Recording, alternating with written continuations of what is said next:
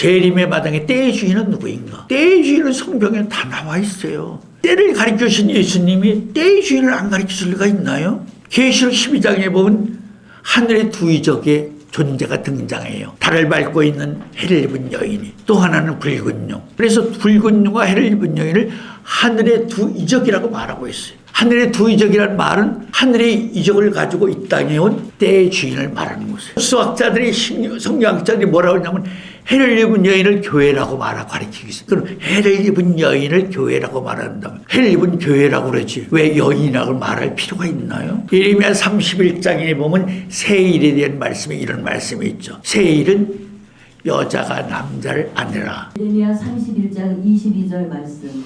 태역한 딸아, 네가 어느 때까지 방황하겠느냐? 여호와가 새 일을 세상에 창조하였나니 곧 여자가 남자를 안으리라. 여자가 남자를 낳는다니까 오늘날 뭐 그걸 그냥 고지고대로 표면적으로 받아들여가지고 지들이 뭐 하나님의 부인하고 별것들이 다 나오지죠. 여기서 여자가 남자를 아내라고 하는 사람은 누굴 말? 해를 입은 여인을 말하는 것이에요.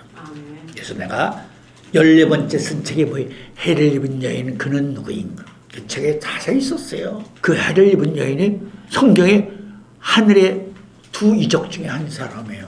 그런데 그 여자가 진짜 여자를 말하는 것인가요? 아니에요. 산자를 낳는 태를 가진 사람이기 때문에 또 마지막 때 도둑같이 오시는 마지막 재림 때 천기의 비밀을 허락된 자들에게 전하기 위해서 그렇게 말씀을 하신 것이에요. 그럼 신학으로 가르친 대로 한번 설명을 해보자는 거죠. 신학은 해를 입은 여인을 교회라고 말해요. 붉은 용이 해를 입은 여인을 낳는 만국 다스릴 철자의 권세를 가진 아이를 낳으면 삼키라고 대적하고 있어요. 성경 말씀에. 그런데 해를 입은 여인이 기어이 아이를 낳고 하나님과 보호자 앞으로 올려보내죠. 계시록 12장 1절부터 이 말씀 5절까지 안에 내가 지금 말한 게 다 들어있어요. 그래서 해를 입은 여인을 붉은 용이 공격을 하기 때문에 해를 입은 여인이 계시록 12장의 후반에 보면 광야로 도망가서 1260일 동안 숨어 있어요. 첫 번째에서 1260일 만에 정확하게 해를 입은 여인이 다시 돌아와요.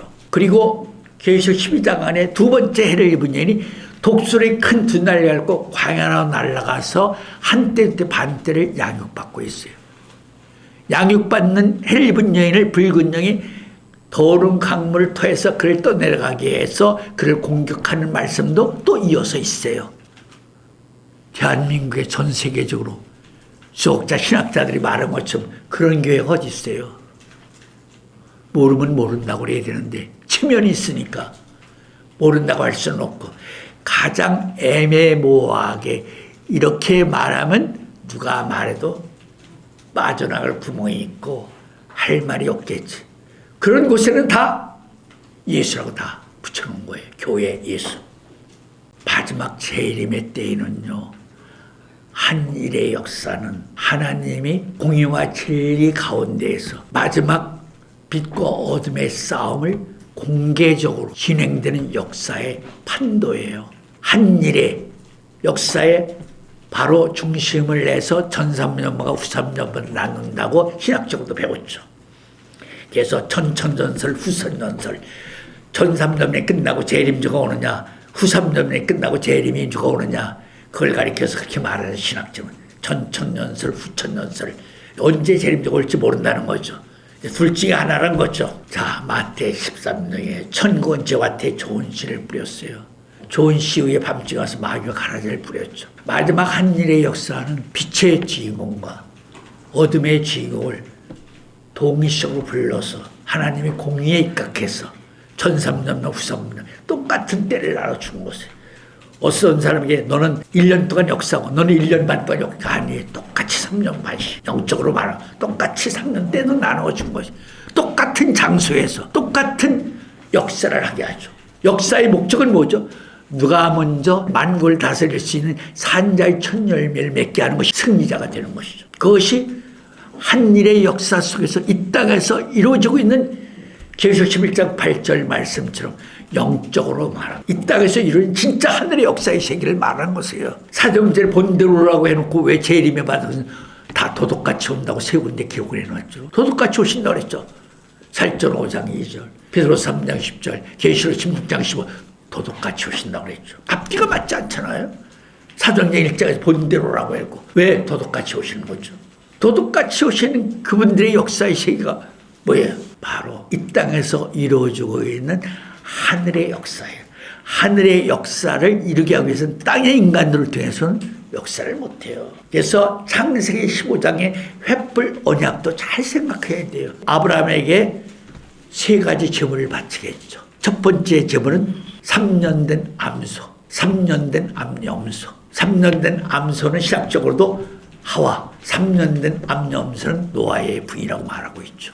두 번째 제물은 뭐죠? 3년 된 수양. 3년 된 수양은 예수님을 말씀하고 있죠. 예수님의 3년 된 수양. 재림의 마당의 제물은 땅의 짐승이 아니에요. 산비둘기와 집비둘기 새끼예요. 공존을 날 비상하는 존재예요. 그래서 이사야 40장 마지막 때도 너희는 독수리처럼 비상하라.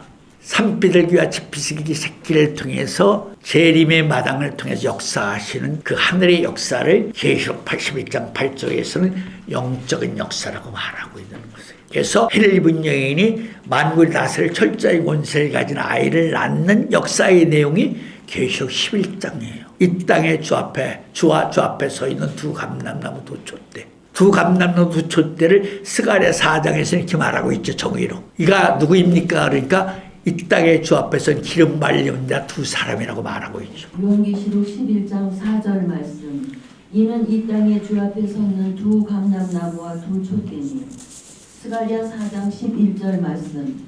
내가 그에게 물어 가로되 등대 좌우의 두 감람나무는 무슨 뜻입니까? 하고 다시 그에게 물어 가로되 금기름을 흘려내는 두 금관 옆에 있는 이 감람나무 두 가지는 무슨 뜻입니까?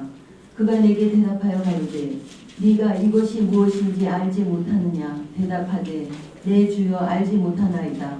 가로되 이는 기름 발리운 자 둘이니 온 세상의 주 앞에 모셔 섰는 자니라 하더라. 하늘의 역사는 이 땅에서 모든 것이 삼수로 이루어지게 되어 있죠. 그래서 어린 양, 유월절 양, 아사살 양도 만나도 새 만나, 부활도 새 부활, 다 삼수로 이루어져. 하나님의 법 아브라함도 3번 기록이 되어 있고 하늘도 삼층층으로 이루어져 있고 방주도 삼층층으로 있고 누가복음 13장에도 저 여호해수로에 가서 말하라. 내가 오늘 내일 길을 가다가 3일 만에 완전해지라. 누가복음 13장 예수님이 지시하신 말씀이죠. 그래서 예수님이 이 땅에서 사생, 공생, 영생 3일 길을 걸으셨죠. 30년 사생, 3년 공생, 부활하시면 이 땅에 40일 계셨어요. 때도 삼수로 이루어져. 구약의 마당, 신약의 마당, 재림의 마당. 율법의 때, 은혜의 진리의 말씀의 때, 아버지의 말씀의 때. 다 삼수로 이루어져 있다는 것을 분명히 우리는 알아야 됩니다. 그렇기 때문에 바로 구약의 마당에도 사실은 때의 주인이 있죠. 구약의 마당의 때의 주인은 누구죠? 바로 모세죠. 모세가 때의 주인이죠. 때의 주인은 때에 맞는 말씀을 가지고 있죠.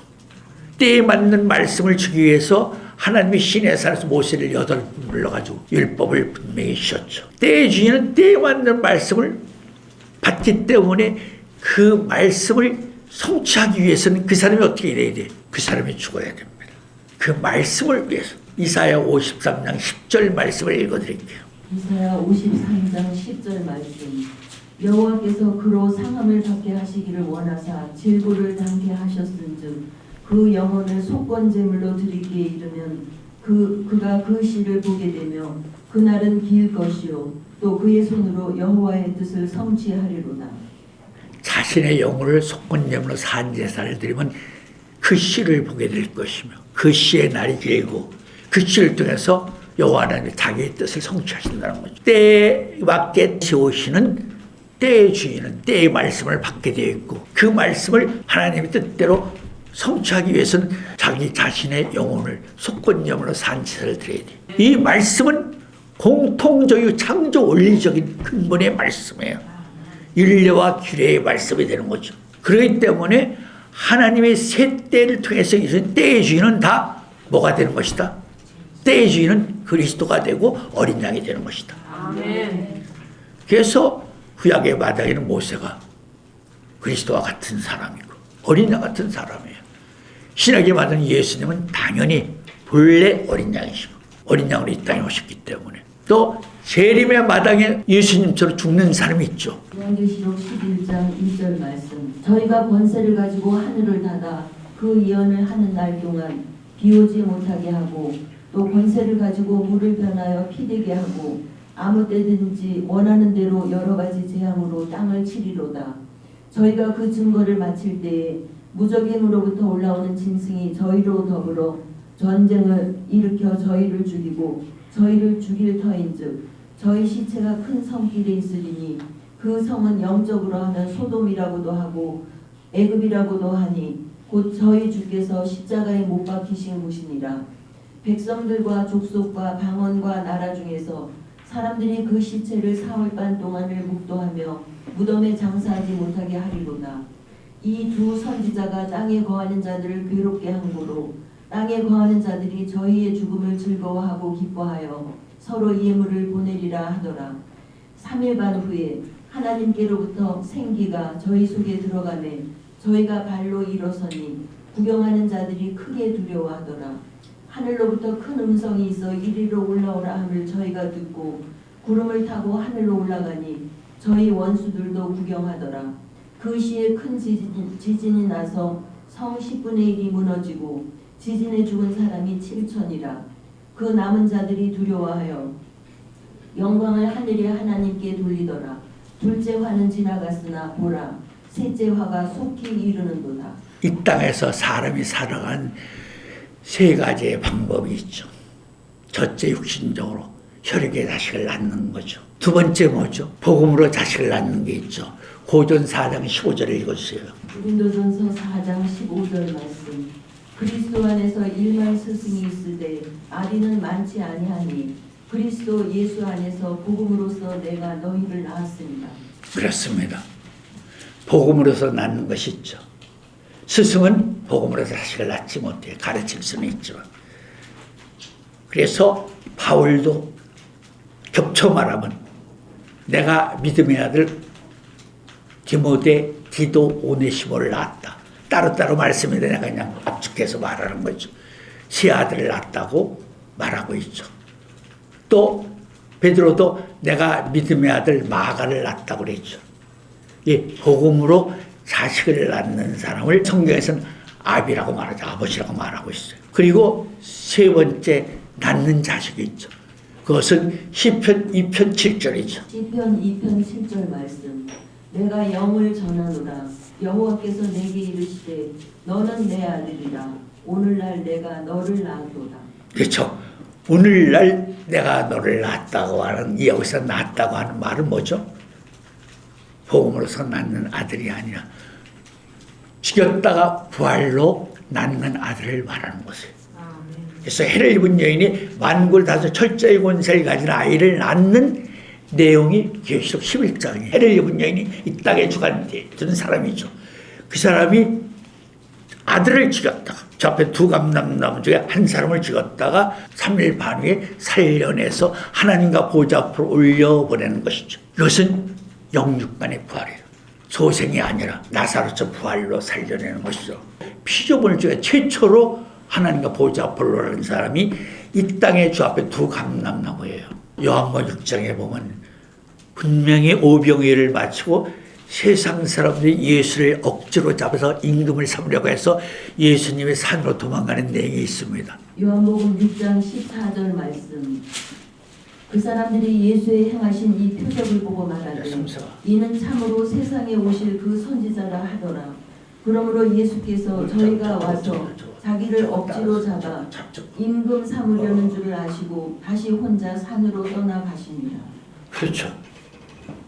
이 말씀이 오늘 이 시대에 참 중요한 교훈이 되는 말씀이에요. 이스라엘 백성들이 하나님의 율법의 마침을 십자가를 통해서 완성한다는 걸 아는 사람이 있었나요? 예수님 때까지 아무도 몰랐어요. 4,000년 동안 그걸 아는 인간이 있었나요? 아무도 없었죠.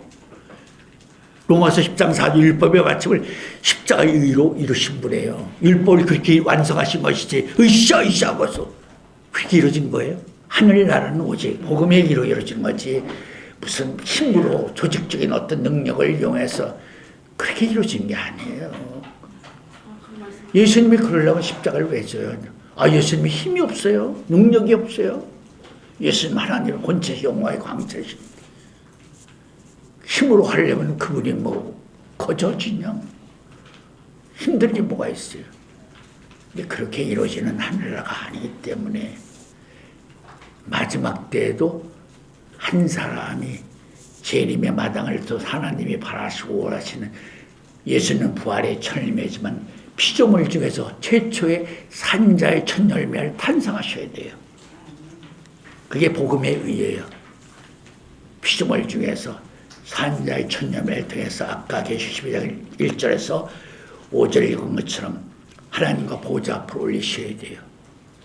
그가 올라갔다가 새 예루살렘 성을 중건하고 다시 이 땅으로 내려오는 것이 바로 계시록 21장 새 예루살렘이 바로 강림하는 모습이에요. 그래서 다시 말하면 이런 뜻이에요. 마지막 하늘나라, 이 땅에서 이루어지는 하늘나라는 산자를 통해서 이루어지는 것이지 죽는 자를 통해서는 하늘나라가 이루지 못해요. 이 땅의 주가 주 앞에 섰던 두 감람나무를 죽였다가 하늘 보좌로 올려보내는 것이 두째와의 끝입니다.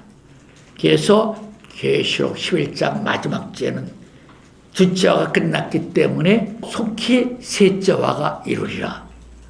그래서 일반 계시는 일곱인 일곱나팔 일곱대적으로 이루어지고 있는 가운데 삽입된 중간 계시는 첫째화, 둘째화, 셋째화로 이루어진 것이다.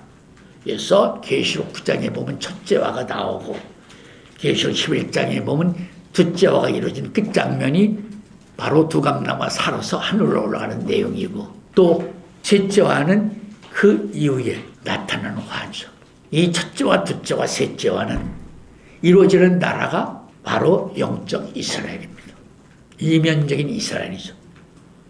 일반 계시는 전 세계적으로 임하는 계시입니다. 근데 중간 계시, 삽입된 계시는 영적 이스라엘 백성들에게만 내리는 계시의 내용입니다. 참으로 그 점이 우리가 구별해야 될 중요한 의미가 있는 것입니다. 첫째와 둘째와 셋째와는 이 땅의 주와 주 앞에 두 감람나무 역사가 빛으로 이어진 역사의 세계고 상대적으로 붉은 용과 사자들이 동시대에 그들 주어진 그 목적을 이루기 위해서 역사하는 내용의 계시가 아울러 진행이 되고 있다는 것을 알아야 됩니다.